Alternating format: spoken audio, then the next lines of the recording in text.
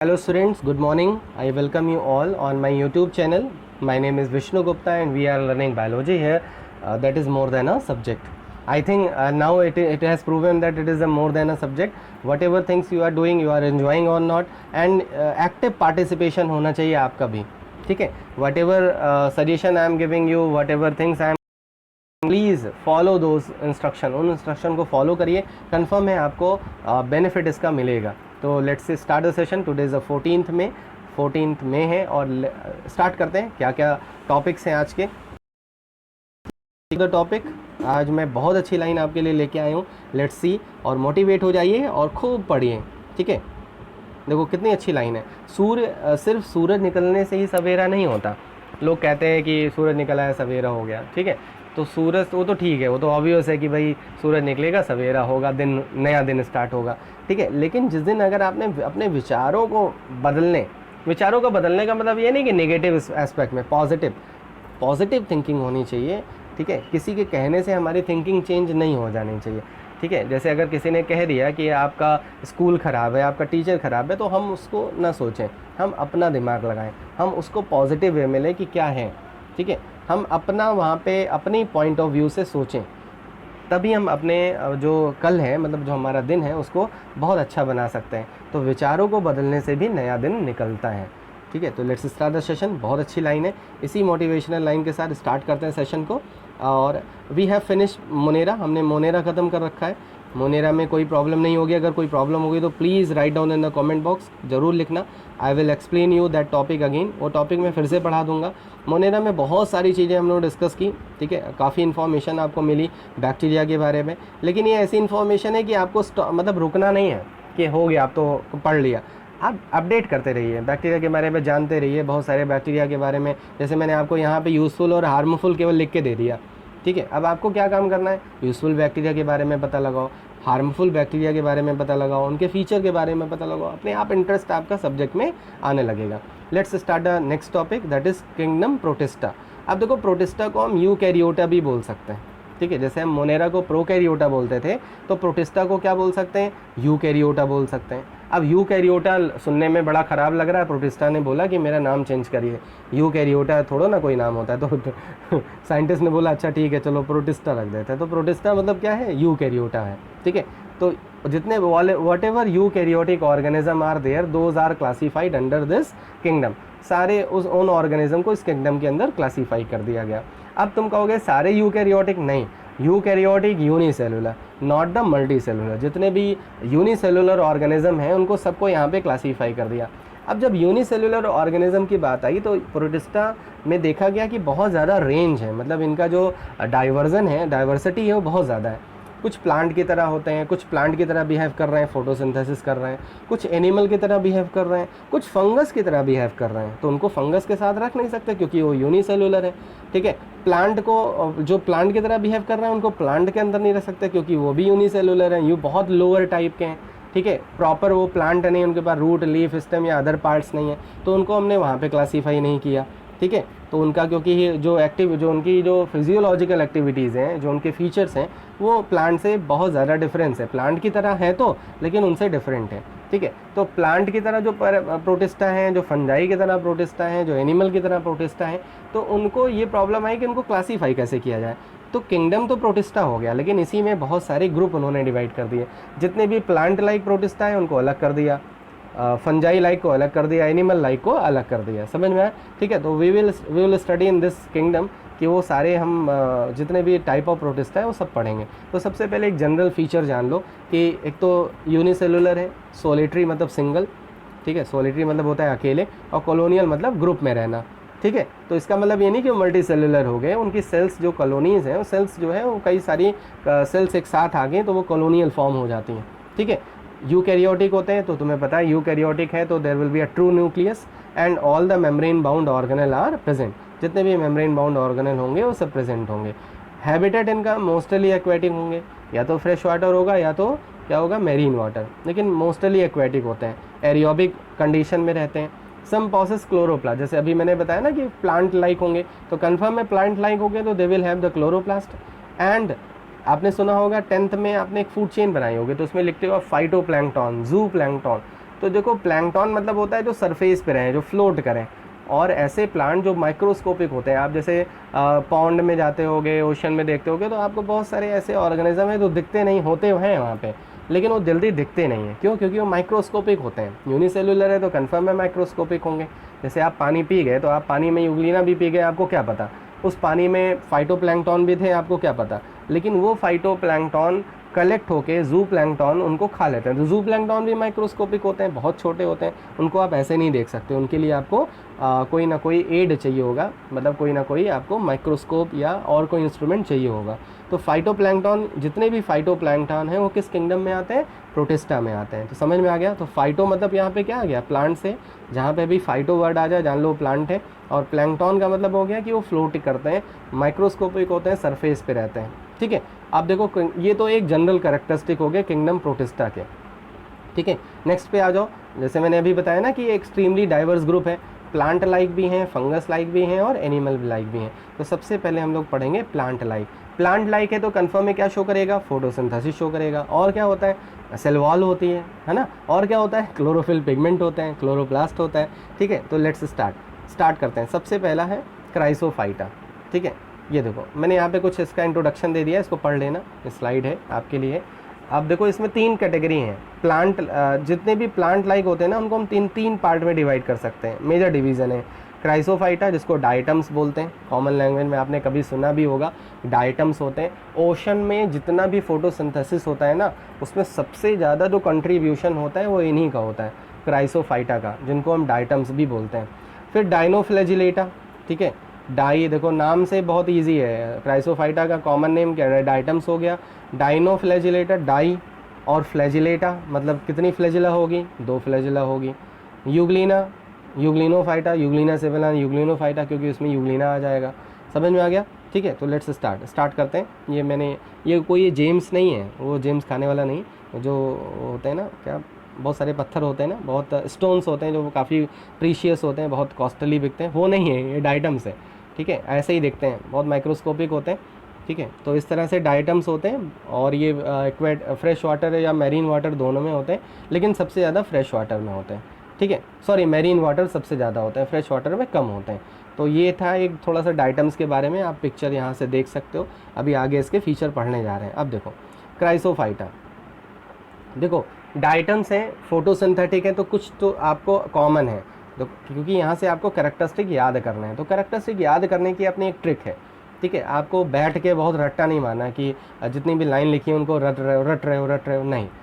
Simple सा आपने बैठ के आपने एक थोड़ा सा उसके लिए जो फीचर्स हैं उसके बारे में सोचो कि अगर वो प्लांट लाइक है तो क्या होगा? फोटोसिंथेसिस शो करेगा, तो एक फीचर तो आपने ऐसे ही ले लिया उसका। अगर वो प्लांट लाइक है तो कन्फर्म है सेल वॉल भी होगा। थर्ड, अभी आपको मैंने बताया कि दे आर मोस्टली एक्वेटिक, तो एक्वेटिक होंगे। ठीक है, क्लियर है। और चीफ प्रोड्यूसर्स हैं, अभी मैंने बताया ना ओशन के चीफ प्रोड्यूसर है, फोटोसिंथेसिस शो कर रहे हैं तो चीफ प्रोड्यूसर्स भी हो सकते हैं। तो ये कुछ कॉमन कैरेक्टरिस्टिक आपको पता होने चाहिए, आप किसी भी टॉपिक में ज़ीरो नहीं हो सकते। ठीक है, ये एक ऐसे पार्ट हैं जिसमें आपको बहुत अच्छे से अगर आप समझ गए, मतलब ज़ीरो नहीं हो सकते किसी टॉपिक में। उसके बाद जो स्पेसिफिक कैरेक्टरिस्टिक है उसको थोड़ा सा समझ लो अपने आप, तो कैरेक्टरिस्टिक बढ़ जाएंगे। ठीक है, समझ में आया? ट्रिक समझ में आई? तो दिस ग्रुप इंक्लूड डाइटम्स, और इनका कलर जो है वो गोल्डन, कभी कभी ये गोल्डन दिखते हैं, इसलिए इनको हम गोल्डन एल्गी भी बोलते हैं। अगर गोल्डन एल्गी नाम आ जाए तो गोल्डन एल्गी किसको बोलते हैं? क्राइसोफाइटा, डाइटम्स, जिसको मेन कैटेगरी डाइटम्स की है। अब देखो 1200 से लेके 40,000 स्पीसीज़ होती हैं। ठीक है, जैसे गोल्डन एल्गी की ज़्यादा होगी, डाइटम्स की 1200। सोचो इतनी स्पीसीज़ होती हैं, इतना ज़्यादा डाइवर्सिटी है। They are found in fresh water as well as marine water, और अभी मैंने बताया ना मेजोरिटी किस में रहती है? मैरीन वाटर में रहती है, जैसे ओशन में रहती है। अब देखो इनका बहुत इंपॉर्टेंट है, जो सेल वॉल होती है ना, वो तो तुम्हें पता है सेल वॉल किसकी बनी होगी? सेलुलोज की बनी होगी। पेक्टिन भी होती है। ठीक है, जैसे फ्रूट वगैरह की जो वॉल होती है पेक्टिन की बनी होती है, तो इनके पास सेलुलोज भी होगी, पेक्टिन भी होगी, ये सब पॉलीसेकेराइड होती हैं। इसके साथ साथ इनके पास एक बहुत ज़्यादा एक केमिकल होगा इनकी सेल वॉल में, सिलिका। सब लोग जानते होंगे सिलिका, सिलिका एक केमिकल होता है, सब्सटेंस होता है, जो इनकी वॉल में बहुत ज़्यादा होता है। ठीक है, उसकी क्वांटिटी बहुत ज़्यादा होती है सिलिका की। तो इसीलिए ये जो सिलिका है ना, वो क्राइसोफाइटा को और ज़्यादा इम्पॉर्टेंट बना देता है। ठीक है, जैसे अगर मान लो कोई एनिमल है और उसकी सेल वॉल में हीरे मोती लगे हैं, ठीक है, और जब एनिमल की डेथ हो जाएगी तो हमें क्या मिल जाएगा, हीरा मोती मिल जाएगा, वो थोड़ा ना डिग्रेड हो जाएगा। ऐसे ही सिलिका के साथ भी होता है कि जब क्राइसोफाइटा मतलब डाइटम्स की डेथ हो जाती है तो ये वाटर स्ट्रीम से शोर पे आ जाते हैं, किनारे पे आ जाते हैं, ठीक है। तो इनकी ये जो ऑर्गेनिज्म है ना, इनमें जो सिलिका है वो थोड़ा ना डिस्ट्रॉय हो रही है, वो तो इनडिस्ट्रक्टेबल है, वो ख़राब थोड़ा ना होगी। तो हम सिलिका को कलेक्ट कर लेते हैं, वहाँ की जो सॉयल होती है उसमें सिलिका आ जाती है, उस सिलिका का काफ़ी इकोनॉमिक इंपॉर्टेंस हो, अभी हम आगे पढ़ेंगे, समझ में आ गया, ठीक है। सेल वॉल, अब देखो सेल वॉल ना एकदम सोप बॉक्स की तरह होती है। मैं तुम्हें एक ब्लाइंड से स्लाइड लेके बता दूं। सोप बॉक्स सबके पास होगा, सबने देखा होगा, सोप बॉक्स ऐसे होता है ना, ये इस तरह से होता है, ठीक है। इनकी जो सेल वॉल होती है ना, ऐसी सोप बॉक्स की तरह होती है। अब सोप बॉक्स में आप देख रहे हो एक ऊपर वाला ढक्कन होता है, जिसको हम ढक्कन नहीं यहाँ बुलाएंगे, यहाँ पे क्या बुलाएंगे, एपिथिका। देखो ईपी, जहाँ पे भी ईपी वर्ड आ जाए उसका मतलब ही होता है क्या, अपर, ठीक है। और थिका मतलब लेयर, तो जो अपर लेयर होता है उसको बोलते हैं एपिथिका। और जो नीचे, जैसे सोप बॉक्स में जो नीचे वाला वो होता है डिब्बा, मतलब जिसमें ऊपर ढक्कन बंद कर देते हो, तो वो क्या है, हाइपोथिका। हाइपोथिका, तो हाइपो मतलब जो इनसाइड मतलब लोअर है, और एपिथिका मतलब अपर है। तो इस तरह से इनकी सेल वॉल का ये स्ट्रक्चर होता है। सेल वॉल किसकी तरह होती है, सोप बॉक्स की तरह होती है, इंटीग्रेटेड होती है एक दूसरे से। अपर लेयर को एपिथिका और लोअर लेयर को क्या बुलाते हैं, हाइपोथिका। इसी में ऑर्गेनिज्म होता है, सेफ होता है। और इनकी जो सेल वॉल होती है उसमें मेन जो केमिकल है उसका नाम क्या है, सिलिका प्रेजेंट होती है। सेलुलोज तो होता है, लेकिन सेलुलोज से ज़्यादा उसमें क्या होता है, क्या प्रेजेंट होता है, सिलिका प्रेजेंट होती है, ठीक है। समझ में आ गया। तो सेल वॉल क्लियर हो गया कि सेल वॉल कैसी होती है, ठीक है। ये मैंने डायग्राम भी लगा दिया है, देखो ये देखो यहाँ पे एपिथिका और हाइपोथिका है ना, ये मतलब ये थोड़ा सा आपके लिए टिपिकल होगा, वो वाला ज़्यादा इजी था। ये एकदम वैसे ही देखो, ये भी दिखा रहा है, ये एपिथिका हो गया, और जो अंदर है वो क्या है, हाइपोथिका है। रेफे मतलब होता है जहाँ पे ये परफोरेटेड स्लिट है, जैसे ये, जैसे सोप बॉक्स में क्या जो लाइनें होती है ना, जो लाइंस होती है, जो फिट हो जाता है एक दूसरे को, जान लो वही रेफे हैं। परफोरेटेड जो स्लिट होती है, परफोरेटेड मतलब जो गैप वाली जो स्लिट होती है, जो गैप होता है, उसी को रेफे बुलाते हैं, ठीक है। तो इस तरह से एपिथिका और हाइपोथिका। बाकी यहाँ पे ऐसा कुछ बहुत ज़्यादा कुछ दिया नहीं हुआ है, देख सकते हो आप। ये मतलब एक बार ऐसे ही दिखा रखा है कि हाइपोथिका होता है, सेल है तो साइटोप्लाज्म होगा, यूनिसेलुलर है, न्यूक्लियस होगा, है ना। गर्डल मतलब एक अंदर कैविटी हो गई, मतलब जो पार्ट होगा उसको गर्डल बुला रहे हैं, ठीक है। तो ये बहुत इंपॉर्टेंट नहीं है, इंपॉर्टेंट ये था कि इनकी वॉल की अरेंजमेंट कैसे होती है, बॉक्स की तरह होती है, एपिथिका और हाइपोथिका क्या होते हैं। अब देखो कुछ और कैरेक्टरिस्टिक हैं। पहला तो ये सोप बॉक्स की तरह होते हैं। अब देखो वॉल्स जो है इनडिस्ट्रक्टेबल होती हैं। जो वॉल्स होती है ना वो ख़राब नहीं होती, ये नहीं कि ऑर्गेनिज्म मर गया तो वॉल भी ख़राब हो गई, नहीं। इसीलिए जो इनसे जो अर्थ बनती है, जैसे जब डाइटम्स की डेथ हो जाती है तो ये डाइटम्स जो है जिस सॉइल या जिस अर्थ पर आके कलेक्ट हो जाते हैं उसको बोलते हैं डाई एटमेशियस अर्थ, क्योंकि वो डाइटम्स की वजह से बनी है। तो वहाँ की जो अर्थ होती है, वहाँ की जो सॉइल होती है, उसमें सबसे ज़्यादा कौन सा सब्सटेंस आ गया, सिलिका आ गया, ठीक है। तो उस सॉइल को हम ले आते हैं, उसमें जो सिलिका निकाल के उसको बहुत सारे उसके यूजेस हैं। देखो डाइटम्स फोटोसिंथेसिस शो करते हैं, नो फ्लैजिला, कोई फ्लैजिला नहीं होती है, ठीक है। फोटोसिंथेसिस कैसे शो करते हैं, आपको मैंने बताया, यूकैरियोटिक है तो क्लोरोप्लास्ट भी होगा, क्लोरोफिल पिगमेंट्स तो होंगे ही होंगे। और देखो क्लोरोफिल ए, आज ये याद कर लो कि अगर कोई ऑर्गेनिज्म फोटोसिंथेसिस कर रहा है और अगर आपको आ गया कि write down the chlorophyll pigments present in the plant, present in the organism, तो देखो और भी पिगमेंट भूल जाना, लेकिन ए मत भूलना, ए यूनिवर्सल है। कोई भी ऑर्गेनिज्म है वो फोटोसिंथेसिस कर रहा है, क्लोरोफिल ए कंफर्म है, डैम श्योर है कि उसमें होगा, ठीक है। कैरोटीनॉइड और सी, क्लोरोफिल सी तो होते हैं, लेकिन क्लोरोफिल ए यूनिवर्सल है, समझ में आ गया। तो इस तरह से जो डाइटम्स है ना, एक तो वो सरफेस पे फ्लोटिंग करते रहते हैं, इसीलिए मेजर फाइटोप्लैंक्टॉन्स बनाते हैं। ओशन में सबसे ज़्यादा जो चीप प्रोडक्शन है, मतलब जो बायोमास का प्रोडक्शन है, वो कौन कर रहा है, डाइटम्स कर रहे हैं। इनकी सेल वॉल के बारे में सबसे ज़्यादा जो इंपॉर्टेंट फीचर था वो पता लग गया आपको, ठीक है। अब देखो इनकी इकोनॉमिक इंपॉर्टेंस पे आ जाओ। एक तो ये वाटर फिल्टर में हेल्प कर सकते हैं क्योंकि सिलिका होती है, सिलिका है तो अब्रेजिव सब्सटेंसेस को घिसने में भी काम आता है, एब्रेजिंग करने में, पॉलिशिंग करने में भी, फिल्ट्रेशन ऑफ सिरप्स, ये सिरप होगा, सॉरी एच की जगह वाई लगा लेना, सिरप्स, ठीक है। तो फिल्ट्रेशन जो सिरप बनती है ना, उसका जो फिल्ट्रेशन होता है उसमें भी हम सिलिका की हेल्प लेते हैं, और सिलिका हमें यहाँ से मिल जाती है। और सबसे ज़्यादा इंपॉर्टेंट है कि ये चीफ प्रोड्यूसर है। आज स्पेलिंग बहुत मिस्टेक हो रही है, सॉरी, ठीक है, टाइप करते टाइम गलती हो जाती है। तो chief producer in ocean, ocean के चीफ प्रोड्यूसर है, समझ में आ गया। तो ये हो गया किसके बारे में, क्राइसोफाइटा के बारे में। तो आप पहले सबसे पहले उसके कैरेक्टरिस्टिक एक बार पढ़ लो, उसके बाद उसको सोचो कि कैसे याद कर सकते हैं। एक दो बार अगर उसके बारे में आपने थोड़ा सा स्टडी कर ली, एनसीईआरटी पढ़ लेना, ठीक है, कोई प्रॉब्लम नहीं आएगी। एक बार अगर आप लिख लोगे, ठीक है, तो सबसे अच्छा रहेगा। लिखने से क्या होगा कि आपको बहुत जल्दी याद हो जाएगा, ठीक है। और ये देखो, ये जो चैप्टर है ना, ये अपडेशन वाला चैप्टर है। अगर आपने इसको ऐसे छोड़ दिया, पढ़ के ऐसे छोड़ दिया, तो कन्फर्म है भूल जाओगे, ठीक है। अगर कोई 15-20 दिन बाद आपसे पूछेगा तो आपको होगा अच्छा ये भी था, ठीक है। तो इस बेटर है कि इस जानते हो सबसे अच्छा तरीका क्या है कि आपका जो फ्रेंड ग्रुप है, ठीक है, जो ग्रुप बना हुआ है, उसमें आप पूछो, किसी से पूछ लो, बताओ भाई डाइटम्स, जल्दी बताओ कि डाइटम्स क्या होते हैं, इनमें कौन सा पिगमेंट होता है, इसकी सेल वॉल किसकी बनी होती है, फीचर बताओ जल्दी जल्दी।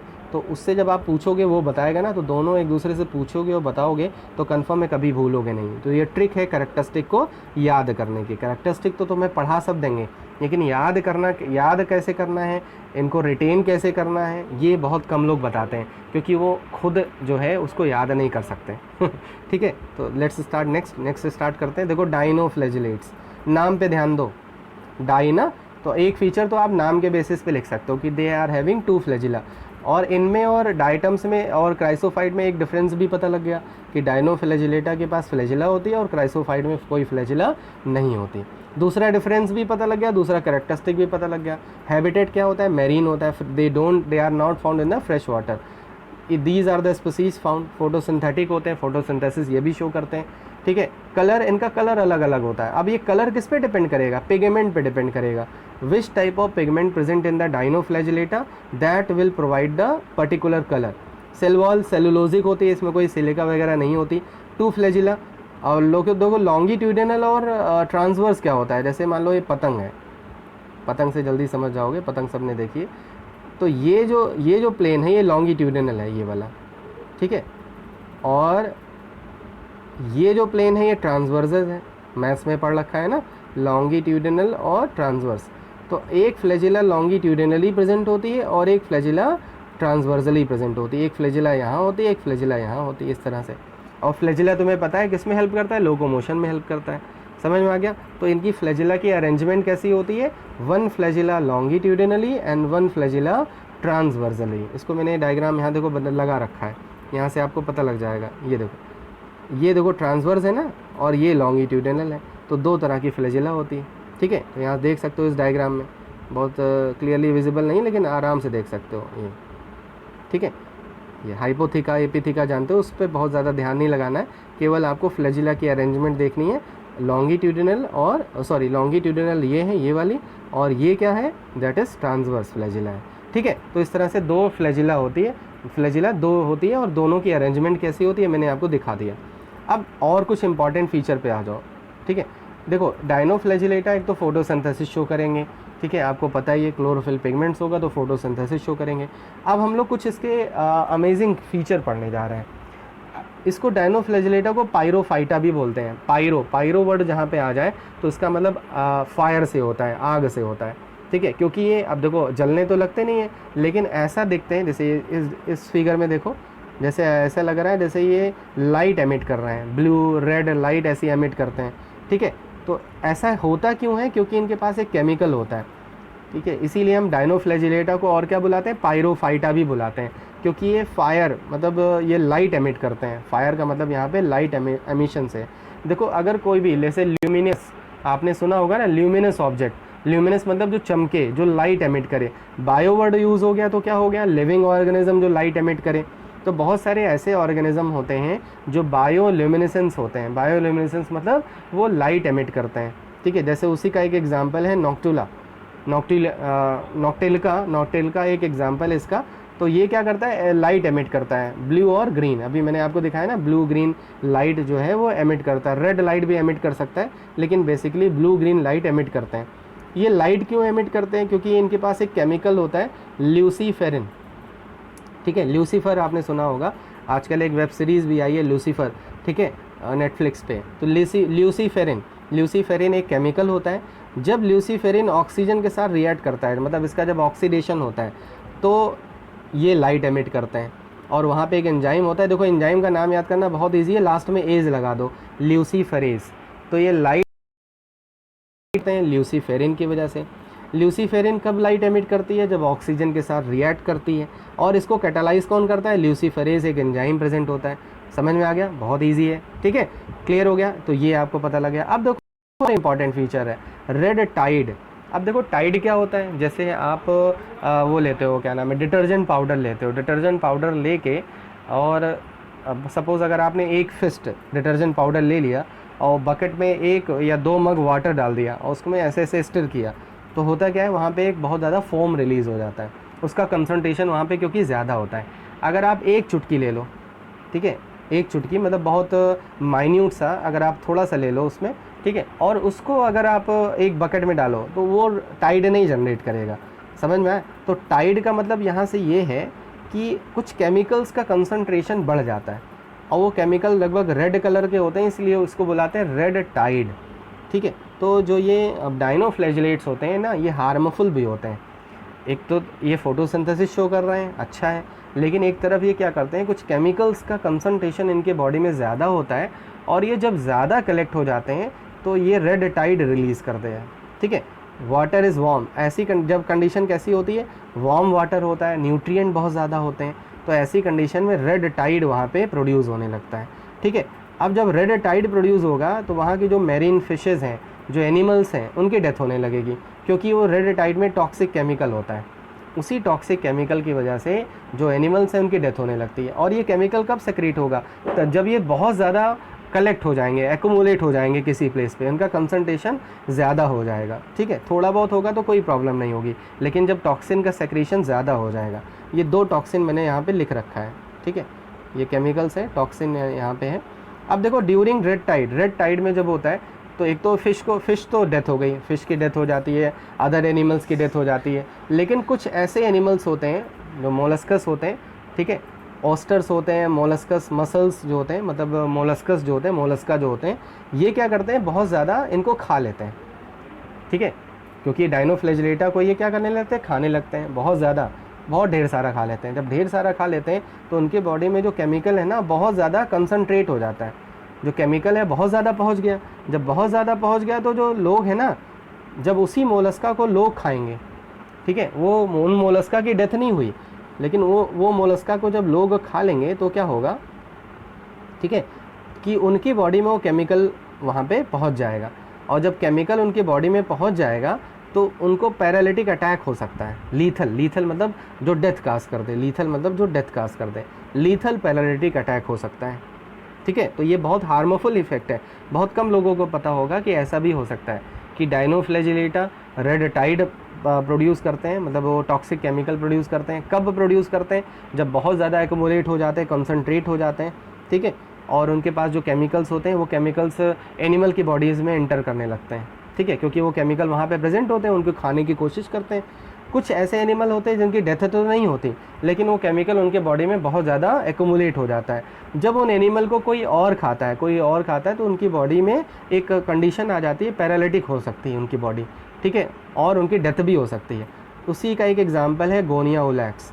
गोनिया ओलैक्स एक मेन डाइनोफ्लैजिलेट है जो क्या काज करता है, रेड टाइड काज करता है।